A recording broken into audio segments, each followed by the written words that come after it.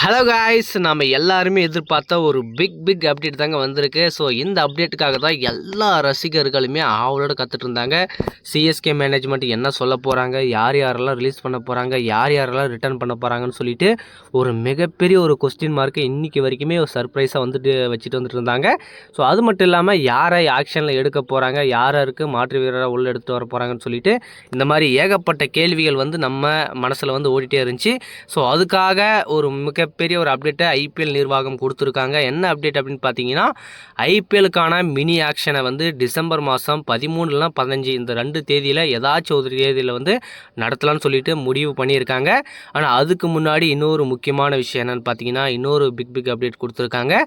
November 15க்குள்ளே எல்லா டீமுமே யார் யார் ரிலீஸ் பண்ண போகிறீங்க, யார் யார் ரிட்டர்ன் பண்ண போகிறீங்கன்னு சொல்லிட்டு அஃபிஷியலாக ஸ்டேட்மெண்ட்டை கொடுத்தே ஆகணும்னு சொல்லிட்டு அதிரடியாக ஐபிஎல் நிர்வாகம் சொல்லியிருக்காங்க. இந்த அப்டேட் கண்டிப்பாக ஒரு நல்ல விஷயந்தான். ஏன் அப்படின்னா, இப்போ அக்டோபர் மாதம் நடந்துகிட்ருக்கு. அக்டோபர் 10, 11ஆம் தேதி போயிட்டுருக்கு. அடுத்து பார்த்தீங்கன்னா இன்னும் ஒரு மாதம் மட்டும்தான் இருக்குது. அந்த ஒரு மாதத்துக்குள்ள எல்லா டீமுமே அவங்களுடைய பிளேயர்ஸை ரிட்டர்ன் பண்ணி ரிலீஸ் பண்ணியே ஆகணும். அந்த அடிப்படையில் பார்த்தீங்கன்னா நம்ம சிஎஸ்கே மேனேஜ்மெண்ட் ஒரு மிகப்பெரிய ஒரு ட்விஸ்ட்டை வச்சுருக்காங்க. ஏன் அப்படின்னா, அஃபிஷியலாக பார்த்தீங்கன்னா இவங்களெல்லாம் ரிலீஸ் பண்ணுறாங்கன்னு சொல்லிட்டு இப்போது சோஷியல் மீடியாவில் போயிட்டுருக்கு. என்ன போயிட்டுருக்கு அப்படின்னு பார்த்தீங்கன்னா, ஸோ யார் யாரெல்லாம் ரிலீஸ் பண்ண போகிறாங்க அப்படின்னு சொல்லிட்டு ஒரு மிகப்பெரிய ஒரு கேள்வி போயிட்டுருக்குங்க. அந்த லிஸ்ட்டில் பார்த்தீங்கன்னா ஏகப்பட்ட வீரர்கள் இடம் பிடிச்சிருக்காங்க. ஸோ கண்டிப்பாக இந்த வீடியோவில் யார் யாரெல்லாம் சிஎஸ்கே அஃபிஷியலாக ரிலீஸ் பண்ணுறதுக்கான வாய்ப்புகள் 99% இவங்கள தான் ரிலீஸ் பண்ண போகிறாங்க அப்படின்றதுக்கான பாசிபிள் இருக்கிற வீரர்களை மட்டும் நம்ம பார்க்க போகிறோம். இந்த லிஸ்ட்டில் கண்டிப்பாக நம்ம எதிர்பார்க்காத வீரர்கள் கூட வராங்க. சிஎஸ்கே வேறு மாதிரியான ஒரு பிளானை போட்டிருக்காங்க. ஸோ அடுத்து நடக்கக்கூடிய மினி ஆக்ஷனில் ஃபுல் அண்ட் ஃபுல் டார்கெட் பார்த்தீங்கன்னா இளம் வீரர்களை டார்கெட் பண்ணுறதாகவும், அடுத்து பார்த்தீங்கன்னா சிஎஸ்கேவுடைய இளம் அணியை உருவாக்க போகிறதாகவும் ஒரு தகவல் கிடைச்சிருக்கு. எப்படி ஃபஸ்ட்டு ஐபிஎல் ஸ்டார்ட் ஆனப்போ சிஎஸ்கேவுடைய யங் டீம் இருந்துச்சோ, ஸோ அதே ஒரு ஃபார்மேட்டை இப்போ இருந்து எடுத்துகிட்டு போகலான்னு சொல்லிட்டு சிஎஸ்கே மேனேஜ்மெண்ட் டிசைட் பண்ணியிருக்காங்க. ஸோ அந்த டிசைடில் பார்த்தீங்கன்னா இப்போது நிறைய வீரர்கள் வெளியே போகிறாங்க. ஸோ இந்த 2026 சீசன் ரொம்ப சூப்பரான ஒரு சீசனாக சிஎஸ்கே அன்றைக்கி இருக்க போகுது. ஏன்னா 2025 சீசன் ஒரு சக்ஸஸ்ஃபுல்லான சீசனாக சிஎஸ்கே அன்றைக்கி அமையலைனா கூட லாஸ்ட்டில் ஃபினிஷிங் ஒரு அற்புதமான ஃபினிஷிங்காக எல்லா வீரர்களும் கொடுத்தாங்க. ஸோ அதனாலேயே சிஎஸ்கே அணி ஒரு நல்ல அணியை கடைசி 2ஆம் பாதையில் செட் பண்ணியிருக்காங்கன்னு சொல்லிட்டு எல்லாருமே சொல்ல வச்சுட்டாங்க. ஸோ ரசிகர்களுக்கும் பதிலடி கொடுத்தாங்க. என்ன பதிலடி அப்படின்னு பார்த்தோம்னா, என்னடா இப்படி ஆடிட்டுருக்காங்க, டெஸ்ட் மேட்ச் ஆடிட்டுருக்காங்களே அப்படின்னு சொல்லிட்டு ஒரு வருத்தத்தோடு இருந்த ரசிகர்களுக்கு ஒரு விருந்தாக பார்த்தீங்கன்னா முக்கியமான வீரர்களை எடுத்துகிட்டு ஒரு நல்ல செட்பேக்கை கொடுத்து சிஎஸ்கே மேனேஜ்மெண்ட் நாங்கள் மீண்டும் கம்பேக் பண்ணிட்டோன்னு சொல்லிட்டு ஒரு தகவலை கொடுத்துட்டு வந்தாங்க. ஸோ அதே தகவலோட இன்னும் நிறைய வீரர்களை உள்ள எடுத்துகிட்டு 2026 சீசனை வெற்றிகரமான ஒரு சீசனாக நாங்கள் மாற்றி காட்டுவோம்னு சொல்லிட்டு எல்லாருமே சவால் விட்டுருக்காங்க. ஸோ அந்த அடிப்படையில் பார்த்தீங்கன்னா மீண்டும் தோனி விளையாடுவாரா இல்லையா அப்படின்றத நமக்கு இன்னும் கூடிய விரைவில் தெரிய போகுது. ஏன்னா 15ஆம் தேதிக்குள்ளே நமக்கு அப்டேட் வந்துடும். ஸோ அந்த அப்டேட்டில் தோனி அவர்கள் இந்த 2026 சீசனை மீண்டும் ஒன் மோர் சீசன் விளையாடுவாரா அப்படின்றது எல்லாருடைய எதிர்பார்ப்பாக இருக்குது. நம்ம என்ன நடக்க போகுது அப்படின்றத பார்ப்போம்.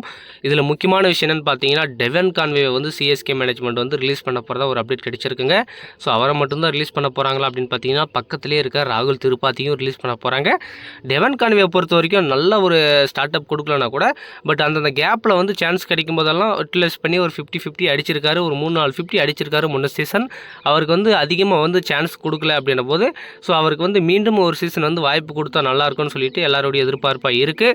ஸோ அதுக்கு சிஎஸ்கே மேனேஜ்மெண்ட் எந்த மாதிரியான ஒரு திங்கிங் வச்சுருக்காங்க, இவரை வச்சுக்கலாமா இல்லையா அப்படின்றதையும் ஒரு கேள்வியாக இருக்குங்க. ஏன் அப்படின்னு பார்த்தோம்னா, இப்போது ஓப்பனிங் பேருக்கு ஆள் இருக்கிறதுனால டெவன் கான்வே இந்த இடத்துல தேவையில்லாமல் இருக்காரா அப்படின்ற மாதிரி ஒரு கேள்வி போயிட்டுருக்கு. ஸோ இளம் வீரர் ஆயுஷ் மேத்யூ ஒரு பக்கம் நல்லா ஆடிட்டுருக்காரு. ருத்ராஜ் கெய்க்வாட் மீண்டும் அவரை ஓப்பனிங் பொசிஷன்லேயே ஆட வைக்கிறதுக்காக சிஎஸ்கே மேனேஜ்மெண்ட் முடிவு பண்ணியிருக்காங்க அப்படின்னும் போது, ஸோ இவரை எந்த பொசிஷனில் நம்ம ஆட வைக்கலாம் அப்படின்னு சொல்லிட்டு ஒரு மிகப்பெரிய ஒரு கேள்வி இருக்கிறதுனால இவர் டீமில் தேவை அப்படின்ற மாதிரியும் சொல்லிட்டு இருக்காங்க. இவருக்கு கொடுத்த அந்த 6 கோடியை வேறு யாராச்சும் நம்ம இன்வெஸ்ட்மெண்ட் பண்ணலாம்னு சொல்லிட்டு சிஎஸ்கே மேனேஜ்மெண்ட் டிசைட் பண்ணியிருக்கிறதுனால இவரை வெளியே எடுக்கலாம்னு சொல்லிட்டு முடிவு பண்ணியிருக்காங்க. ஸோ இந்த மூவ் எந்த அளவுக்கு பெட்டர் அப்படின்றது தெரியல. கண்டிப்பாக இவருடைய பர்ஃபார்மன்ஸ் சிஎஸ்கே அணிக்கு ரொம்ப சூப்பராக இருந்திருக்குங்க.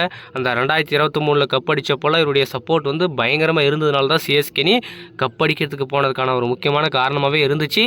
ஸோ அந்த மைண்ட் செட்டை வச்சுக்கிட்டு சிஎஸ்கே மேனேஜ்மெண்ட் இவரையே வந்து மீண்டும் ஒன் மோர் சீசனில் வந்து ஓப்பனிங் பார்ட்னர்ஷிப் எடுத்துகிட்டு போட்டுன்னு சொல்லிட்டு இவருக்கு இன்னொரு வாய்ப்பு கொடுத்தாலும் கொடுக்கலாம்.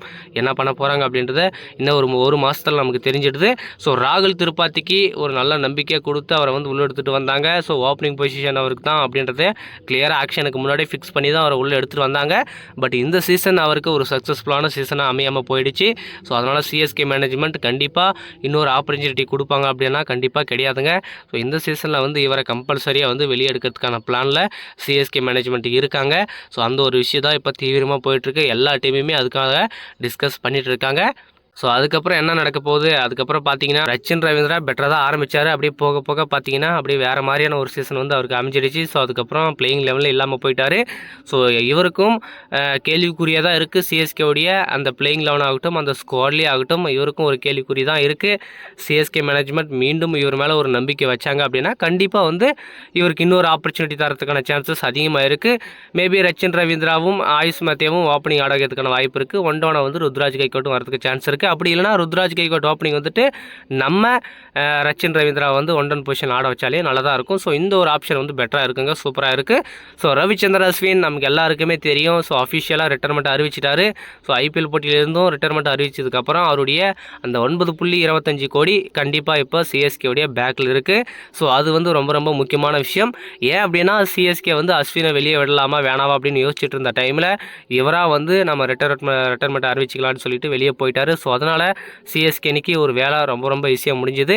ஸோ அதனால் அவருடைய கோடிகள் வந்து மீண்டும் சிஎஸ்கே கிட்டே இருக்குது. அதை வச்சு ஒரு முக்கியமான வீரர்களை எடுத்துகிட்டு வரதுக்கான வாய்ப்புகளும் இருக்குது. ஸோ விஜய் சங்கர் சொல்லவே வேணாம், அவரையும் வந்து ரிலீஸ் பண்ணலாம்னு முடிவு பண்ணிட்டாங்க. ஸோ அவர்கிட்ட பார்த்தீங்கன்னா கிட்டத்தட்ட 1 கோடி ரூபாய்க்கு மேலே இருக்குது. ஸோ அதையும் வந்து சிஎஸ்கே சேவ் பண்ண தான் பார்ப்பாங்க. சாம் கரன், நம்ம எதிர்பார்த்த சாம் கரன் குட்டி, இளம் குட்டி வீரர் அப்படின்னு கூட சொல்லலாம். குட்டி சுட்டி குழந்தை, இந்த மாதிரி ஏகப்பட்ட விஷயங்கள் வந்து சிஎஸ்கே ரசிகர்கள் அவருக்கு அன்போடு வச்சுருக்காங்க. ஸோ அவரையுமே இந்த சீசனில் வந்து சிஎஸ்கே அணி வெளியே விட போகிறதாக அஃபிஷியலாக ஒரு ஸ்டேட்மெண்ட்டை கொடுத்துருக்கிறதா நம்ம சோஷியல் மீடியாவில் அவ்வளோ வந்ததை நம்ம பார்த்தோம். ஸோ சாம்கரனும் வெளியே போகிறாரு. ஸோ அடுத்து பார்த்தீங்கன்னா தீபக் கூடா, சிஎஸ்கே ரொம்ப நம்பிக்கையாக கடைசி மேட்ச்சில் கூட இவருக்கு வாய்ப்பு கொடுத்தாங்க. ஸோ இவரையும் வந்து சிஎஸ்கே மேனேஜ்மெண்ட் வெளியே எடுக்க போகிறதாகவும் சொல்லியிருக்காங்க. ஸோ கண்டிப்பாக வெளியே தூக்கிட்டாங்க அப்படின்னா இவரை யார் எடுப்பாங்க அப்படின்றது ஒரு கேள்வியாக இருக்குது. நம்ம முன்ன சீசன் பெட்டராக பர்ஃபார்மன்ஸ் கொடுத்துருந்தாங்கன்னா மேபி ஒரு வாய்ப்பை வந்து எந்த டீமாச்சும் கொடுத்துருக்கும். சிஎஸ்கேவே வந்து ஒரு சான்ஸை கொடுத்துருப்பாங்க. பட் இவர் ஆடுறத பார்த்தா டெஸ்ட் மேட்சும் இல்லை, ஓடிஐ மேட்சும் இல்லை, எதுக்கும் சேராத ஒரு மேட்சை வந்து இவர் T20 ஆடிட்டு இருக்காருங்க. ஸோ அதனால் கண்டிப்பாக இவருக்கான வாய்ப்பு யார் கொடுக்க போகிறாங்க, இல்லை மீண்டும் சிஎஸ்கேனே ஒரு நம்பிக்கை வச்சு தலை தோனி அவர்கள் மீண்டும் அவரை பிளேயிங் லெவலில் கொண்டு வந்த மாதிரி அவரையும் வந்து மீண்டும் இன்னொரு சான்ஸ் கொடுத்து இன்னொரு சீசன் நீ ஆடுப்பா அப்படின்னு சொல்லி சான்ஸை கொடுக்குறாரா அப்படின்றதும் தெரில. ஸோ நம்ம பொறுத்து பார்க்கணும் என்ன மாதிரியான மூவோடு வர போகிறாங்க அப்படின்னு சொல்லிட்டு. ஸோ இன்னும் வந்து நிறைய ஆல்ரவுண்டர்ஸ்லாம் இருக்காங்க, தரமான பிளேயர்ஸ்லாம் இருக்காங்க. இந்த நாதன் எலிஸ்னு ஒருத்தர் இருக்காருப்பா, அவர் இருக்காரா இல்லைன்னே தெரில. ஒரு மேட்ச் மட்டும் தான் சிஎஸ்கே சான்ஸ் கொடுத்தாங்க, அதுக்கப்புறம் வந்து அவர் லிஸ்ட்லேயே எடுத்துகிட்டு வரல. ஸோ இந்த மாதிரி ஏகப்பட்ட இஷ்யூலாம் இருக்குது. ஸோ ஸ்ரேயஸ் கோபால் அவரையும் ரிட்டர்ன் பண்ணலாம்னு சொல்லிட்டு பிளான் பண்ணிட்டாங்க. ஸோ இதாங்க ரிலீஸ் பண்ணக்கூடிய வீரர்கள். தீபக் கூடா, இவரை ஜெமி ஓவர்டன், சாம் கரன், விஜய் சங்கர், ரவிச்சந்திரன் அஸ்வின். ஸோ ரச்சின் ரவீந்திரா வந்து டவுட்ஃபுல்லாக இருக்கார். ஸோ அதே மாதிரி பார்த்தீங்கன்னா நம்ம டெவன் கான்வே, ராகுல் திரிபாத்தி, இதாங்க சிஎஸ்கேனி இந்த வருஷத்து மினி ஆக்ஷனுக்கு முன்னாடியே வந்து ரிலீஸ் பண்ணக்கூடிய வீரர்கள் பட்டியலாக இருக்காங்க. ஸோ இதில் யாராச்சும் நாம் ரிட்டர்ன் பண்ணால் நல்லா இருக்குமா இல்லையா அப்படின்றத பற்றி உங்களோட கருத்தை மறக்காமல் கமெண்ட்டில் சொல்லுங்கள்.